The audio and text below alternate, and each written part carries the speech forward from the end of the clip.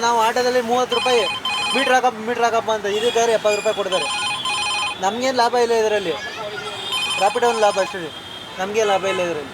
ಅಂದರೆ ನೀವು ಹೇಳ್ತಿರೋದು ಜನ ನಿಮಗೆ ರೋಡ್ ಮೇಲೆ ನಿಲ್ಸಿ ನೀವು 30 ರೂಪಾಯಿ ಕೊಡಿ ಅಂತಂದರೆ ಕೊಡಲ್ಲ, ರ್ಯಾಪಿಡೋನಲ್ಲಿ ಕೊಡ್ತಾರೆ. ಮೀಟ್ರ್ ಹಾಕಪ್ಪ ಅಂದರೆ 10 ರೂಪಾಯಿ ಎಕ್ಸ್ಟ್ರಾ ಕೇಳಿದ್ರು ಕೊಡಲ್ಲ. ಓಲಾದಲ್ಲಿ ಮಿನಿಮಮ್ 60 ರೂಪಾಯಿ ಕೊಟ್ಬಿಟ್ಟು ಹೋಗ್ತಾರೆ. ಮಿನಿಮಮ್ 60 ಇದೆ ನೋಡಿ, 2 ಕಿಲೋಮೀಟ್ರ್ 60 ರೂಪಾಯಿ ಕೊಟ್ಬಿಟ್ಟು ಹೋಗ್ತಾರೆ. 3 ಕಿಲೋಮೀಟ್ರಿಗೆ 70 ರೂಪಾಯಿ ಕೊಟ್ಬಿಟ್ಟು ಹೋಗ್ತಾರೆ. ನಾವು ಮೀಟ್ರ್ ಹಾಕಪ್ಪ ಅಂದರೆ ಎಲ್ಲ ಈ ಟ್ರಾಫಿಕಲ್ಲಿ ಇವರು ಕೊಡೋದ ನಮಗೆ ಕೊಡಲ್ಲ, ಏನು ಮಾಡ್ತಾರೆ? ಅಂದರೆ ಈಗ ಬೆಲೆ ಏರಿಕೆ ಎಲ್ಲ ನಿಮಗೆ ಏನು ಅನ್ನಿಸ್ತಾ ಇದೆ ಬೆಲೆ ಏರಿಕೆ? ಸರ್ ನಮಗೇನು ಪ್ರಾಬ್ಲಮ್ ಇಲ್ಲ ಸರ್, ಪ್ಯಾಸೆಂಜರ್ಗೆ ಏಟಿದು, ಆಟೋದವ್ರಿಗೆ ಏನು ಪ್ರಾಬ್ಲಮ್ ಇದು, ಪ್ಯಾಸೆಂಜರ್ಗೆ ಏಟೋದು. ಅಂದರೆ ಅವರು ಓಲಾ ಊಬರ್ ಎಲ್ಲ ಮಾಡ್ತಾ ಇರೋದು ಅವ್ರಿಗೆ ಜಾಸ್ತಿ ಬೀಳುತ್ತೆ, ಅವ್ರಿಗೆ ಜಾಸ್ತಿ ಏಟ್ ಹೇಳ್ತಿರೋದು. ಇವಾಗ ನಮಗೆ 30 ರೂಪಾಯಿ ಮೀಟ್ರು, ನಮ್ಗೆ 10 ರೂಪಾಯಿ ಎಕ್ಸ್ಟ್ರಾ ಕೊಡ್ತಾನೆ, 40 ರೂಪಾಯಿ ಕೊಡ್ತಾನೆ. ಅವ್ರ ಹತ್ರ 70 ರೂಪಾಯಿ ಇಸ್ಕೊಂತಾನೆ. ನಮಗೆ ಲಾಸು, ಪ್ಯಾಸೆಂಜರ್ಗೆ ಲಾಸ್ ಇದೆ. ಮತ್ತು ಇದರಲ್ಲಿ ಸ್ವಲ್ಪ ಕಮಿಷನ್ ಅಂತೆಲ್ಲ ಇರುತ್ತಲ್ಲ ನಿಮಗೆ ಕೊಡೋ ಅಮೌಂಟ್ನಲ್ಲಿ, ಅದು ಯಾವ ರೀತಿ ಇರುತ್ತೆ ಸರ್? ಇದು ಒಂದು ಬಾಡಿಗೆಗೆ ಒಂದು ದಿನಕ್ಕೆ ರ್ಯಾಪಿಡ್ ಬಾಡಿಗೆ ಹೊಡೆದ್ರೆ 10 ರೂಪಾಯಿ ಕಮಿಷನ್ ಅವ್ರಿಗೆ. 10 ರೂಪಾಯಿ ಎಷ್ಟು ಬಾಡಿಗೆ ನೋಡಿ 10 ರೂಪಾಯಿ ಕಮಿಷನ್. ಮತ್ತು ಈಗ ಸಾಮಾನ್ಯವಾಗಿ ಗ್ಯಾಸ್ ಬೆಲೆ ಎಲ್ಲ ಏರಿಕೆ ಆಗಿದೆಯಲ್ಲ, ಇದ್ರ ಬಗ್ಗೆ ಏನು ಹೇಳಲಿಕ್ಕೆ ಇಷ್ಟಪಡ್ತೀರಾ? ಏನು ಮಾಡೋಕ್ಕಲ್ಲ ಸರ್. ಅದು ರ್ಯಾಪಿಡೋ ಇವಾಗ ಬಂದ್ಬಿಟ್ಟು ಎಲ್ಲರಿಗೂ ಹೊಟ್ಟೆಪಾಡಿಗೆ ಎಲ್ಲ ಎಫೆಕ್ಟ್ ಆಗಿದೆ. ಇವಾಗ ಏನಂದರೆ ರ್ಯಾಪಿಡೋ ಕ್ಲೋಸ್ ಆಗಬೇಕು, 2 ವೀಲರ್ ಕ್ಲೋಸ್ ಆದ್ರೂ ಗಾಡಿಗಳು ಓಡಿಸ್ತವ್ರೆ. ಹೈಕೋರ್ಟಿಂದನೂ ಆರ್ಡರ್ ಆಗಿದೆ, ಆದ್ರೂ ಗಾಡಿಗಳು ಓಡಿಸ್ತವ್ರೆ. ಯಾರು ರೆಸ್ಪಾನ್ಸ್ ಯಾರು ಕೇಳ್ತಾ ಇಲ್ಲ, ಏನೂ ಇಲ್ಲ. ಇವಾಗ ಟೈಮ್ ಆದ್ರೂ ನಮ್ಮ ಡ್ಯೂಟಿಗಳು ಇವಾಗ ನೋಡಿ 1 ಅವರಿಂದ ಕೂತಿದ್ದೀವಿ, 1 ಡ್ಯೂಟಿ ಇಲ್ಲ ಇಲ್ಲಿ. ರ್ಯಾಪಿಡೋ ಆನ್ ಇದೆ. ನಮ್ಮ ಯಾತ್ರಿ ಏನಕ್ಕೆ ಮಾಡಿದ್ದು? ಫಸ್ಟು ಆಟೋದವ್ರಿಗಂತ ಮಾಡಿದ್ದು. ಇವಾಗ ಏನಾಗಿದೆ, ಕಾರ್ ಅಟ್ಯಾಚ್ ಆಗಿದೆ. ಇವಾಗ ಸ್ವಲ್ಪ ದಿನ ಬಿಟ್ಟರೆ 2 ವೀಲರು ಅಟ್ಯಾಚ್ ಆಗುತ್ತೆ ಅಂತೆ ಎಲ್ಲರೂ ಹೇಳ್ತವ್ರೆ. ಇವಾಗ ಆ ಥರ ಇದ್ದರೆ ಹೊಟ್ಟೆಪಾಡಿಗೆ ಆಟೋದವ್ರು ಏನು ಮಾಡಬೇಕು, ಎಲ್ಲಿ ಹೋಗಬೇಕು, ಆ ಥರ ಆಗಿಬಿಟ್ಟಿದೆ.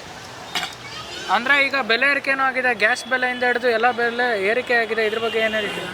ಗ್ಯಾಸ್ ಬಗ್ಗೆ ಅಂದರೆ ಫಸ್ಟಿಂದನೂ ಜಾಸ್ತಿ ಇತ್ತು, ಇವಾಗ ಕಮ್ಮಿ ಆಗಿದೆ. ಸ್ವಲ್ಪ ದಿನ ನೋಡ್ಬೇಕು ಇನ್ನೂ ಏನು ಕಮ್ಮಿ ಆಗುತ್ತೆ ಇಲ್ಲ ಅಂತ ಗೊತ್ತಿಲ್ಲ. ಅದು ಆ ಥರ ಗ್ಯಾಸ್ದಲ್ಲಿ. ಅಂದರೆ ಈಗ ಸರ್ಕಾರ ಬಂದು 1 ವರ್ಷ ಆಗಿದೆ, ಎಲ್ಲ ಗ್ಯಾರಂಟಿನೂ 1 ವರ್ಷದ ತನಕ ನಡೆಸ್ಕೊಂಡು ಬರ್ತಾಯಿದ್ರು. ಈಗ ಒಂದೊಂದೇ ಗ್ಯಾರಂಟಿಗೆ ಬ್ರೇಕ್ ಆಗ್ತಾ ಇದ್ದಾರೆ. ಇದ್ರ ಬಗ್ಗೆ ಏನು ಹೇಳಲಿಕ್ಕೆ ಇಷ್ಟಪಡ್ತೀರಾ? ಇವಾಗ ಅವ್ರು ಹೇಳಿದ್ದು ಮಾಡ್ತಾವ್ರೆ. ಎಲ್ಲರೂ ರಾಜಕೀಯ ಅಂದರೆ ಎಲ್ಲರೂ ಅದೇ ಎಲ್ಲ. ಇವಾಗ ನೋಡಿ UP ಬಿಹಾರಿಂದ ಆಚೆ ಕಡೆ ಇರೋರು ಎಲ್ಲ ಇವಾಗ ಬಂದು ಇಲ್ಲಿ ಮಾಡ್ತಾರೆ. ನಾನು ಆ್ಯಕ್ಚುಲಿ ಬಂದು ಬಿಲ್ಡಿಂಗ್ ಎಲೆಕ್ಟ್ರಿಷಿಯನು. ಇವಾಗ ನಮ್ಮ ಕೆಲಸ ಎಲ್ಲ ಆಟೋ ಓಡಿಸ್ತಾ ಇದ್ದೀವಿ ನಾವು. ಇಲ್ಲಿ ಆಚೆ ಕಡೆಯಿಂದ ಬಂದಿರೋರ್ಗೇನಿದೆ, ಅವ್ರಿಗೇನು ಒಂದು ರೂಮ್ ಸಿಕ್ಕಿದ್ರೆ 8,000 ರೂಪಾಯಿ ಸಂಬಳ ಸಿಕ್ಕಿದ್ರೆ ಆರಾಮಾಗಿ ಕೆಲಸ ಮಾಡ್ಕೊಂಡು ಇಲ್ಲೇ ಇರ್ತಾರೆ ಅವರು. ಇವಾಗ ನಾವು ಬಾಡಿಗೆ ಕಟ್ಟಬೇಕು, 10,000 ರೂಪಾಯಿ ಮನೆ ಬಾಡಿಗೆ ಕಟ್ಟಬೇಕು. ಎಲ್ಲಿಂದ ಕಟ್ಟೋದು? ದುಡಿದ್ರೆ ತಾನೇ. ಇವಾಗ ನಮ್ಮ ಕೆಲಸ ಎಲ್ಲ ನಾವೇನು ಮಾಡಬೇಕು? ಏನು ಗೌರ್ಮೆಂಟ್ ಅವ್ರು ಕೆಲಸ ಕೊಡ್ತಾರ ನಮಗೆ? ITI ಮಾಡಬೇಕು, ಎಲೆಕ್ಟ್ರಿಷಿಯನ್ ಇದ್ರೇನು ITI ಮಾಡಬೇಕು, ನಿಮ್ಮ ಟೂಲ್ಸ್ ಇರಬೇಕು, ಎಲ್ಲ ಇರಬೇಕು ಅಂತಾರೆ. ಅದು ಇಲ್ಲ ಅಂತಂದರೆ ಏನು ಮಾಡಬೇಕು? ಇವಾಗ ನಾನು 4ನೇ ಕ್ಲಾಸ್ ಓದಿರೋದು, ಅದರಿಂದ ಇವಾಗ ಏನು ಮಾಡಬೇಕು? ನಾ ಯಾರಾದ್ರೂ ಹೋಗಿ ಇದು ಮಾಡಿ ಭಿಕ್ಷೆ ಬಿಡಬೇಕಾ? ಆ ಥರ ಆಗಿಬಿಟ್ಟಿದೆ ಇವಾಗ. ಅಂದರೆ ನಿಮಗೆ ಈ ಸರ್ಕಾರದ ಮೇಲೆ ಸಂತೋಷ ಇದೆಯಾ? ಯಾವ ಸರ್ಕಾರ ಬಂದ್ರೇನು ಸಂತೋಷ ಇಲ್ಲ ಗುರುವೆ, ಒಂದೇ ಮಾತು. ಯಾವ JDS ಬಂದ್ರೇನು ಅದೇ, BJP ಬಂದ್ರೇನು ಅದೇ, ಕಾಂಗ್ರೆಸ್ ಬಂದ್ರೇನು ಅದೇ. ಎಲ್ಲರೂ ಇವಾಗ ಅವ್ರವ್ರ ಹೊಟ್ಟೆಪಾಟ್ ನೋಡ್ಕೊತಾರೆ ಅಷ್ಟೇ. ಇಲ್ಲಿ ಆಟೋದವ್ರು ಏನು ಮಾಡಬೇಕು? ಇವಾಗ ನೋಡಿ, ಇವಾಗ ಕ್ಯಾಬಲ್ಲಿ 50% ಡಿಸ್ಕೌಂಟ್ ಇದೆ 10 ಗಂಟೆ ಮೇಲೆ. ಇವಾಗ ನಾವೇನಕ್ಕೆ ಕಾಯ್ತಾ ಇದ್ದೀವಿ? ಡೇ ಹೊತ್ತು ಡ್ಯೂಟಿ ಆಗಿಲ್ಲ ಅಂದರೆ ನೈಟ್ ಹೊತ್ತು ಡ್ಯೂಟಿ ಮಾಡೋಣ, 1.5 ಟೈಮ್ ಸಿಗುತ್ತೆ ಅಂತ ನಾವು ಡ್ಯೂಟಿ ಮಾಡೋಣ ಅಂತ ಇರ್ತೀವಿ.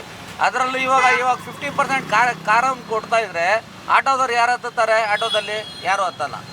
ಇವಾಗ ನೋಡಿ ನೀವು 1-2 ಅವರ್ ಬಿಟ್ಟು ನೋಡಿ ನೀವು, ಎಲ್ಲ ಕ್ಯಾಬ್ಗಳೇನೇ ಇರುತ್ತೆ, ಆಟೋದಲ್ಲಿ ಒಂದೂ ಇರಲ್ಲ. ಅಲ್ಲಿ ಇದ್ರೂ ಬಾಡಿಗೆಗಳು ಇರಲ್ಲ. ಕೇಳ್ಕೊಂಡು ಸಾಯ್ತಾ ಇರಬೇಕು. ಆ ಥರ ಇದ್ದರೆ ಏನು ಸರ್ಕಾರ ಓಡುತ್ತೆ ಇದರಲ್ಲಿ?